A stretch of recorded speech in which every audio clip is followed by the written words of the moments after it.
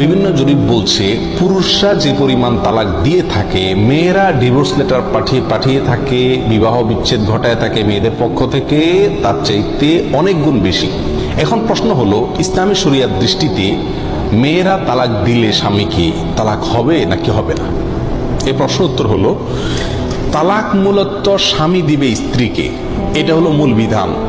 আল্লাহ সুবহানাহু ওয়া তাআলা কোরআনে কারীমে বলেছেন, ইয়া নবী, যখন আপনি বা আপনারা পুরুষেরা যখন তালাক দিবেন মেয়েদেরকে, তাহলে বোঝা গেল মেয়েদেরকে তালাক দিবে পুরুষেরা। এখানে কেউ প্রশ্ন করতে পারেন যে শুধু পুরুষকে কেন তালাকের পাওয়ার দিল, কেন নারী পুরুষ উভয়কে পাওয়ার দেওয়া হলো না? কিন্তু পুরুষের হাতে তালাকের অধিকার ইসলামের শরীয়ত দিয়েছে, এর মানে এই নয় যে একজন মেয়ে তার স্বামী খারাপ হলেও যেহেতু বিবাহ বিচ্ছেদের কোনো ব্যবস্থা বা তালাকের ব্যবস্থা তার হাতে নাই, এই জন্য সে সারা জীবন জুলুমের শিকার হবে, ব্যাপারটি এমন না। বিবাহ বিচ্ছেদের জন্য তাকে শরীয়ত খোলার ব্যবস্থা রেখেছে, তালাকের বিকল্প, আদালতে শরণাপন্ন হওয়ার ব্যবস্থা রেখেছে, এবং আরেকটি বিষয় রেখেছে যেটাকে বলা হয় তালাকের তাফউইদ।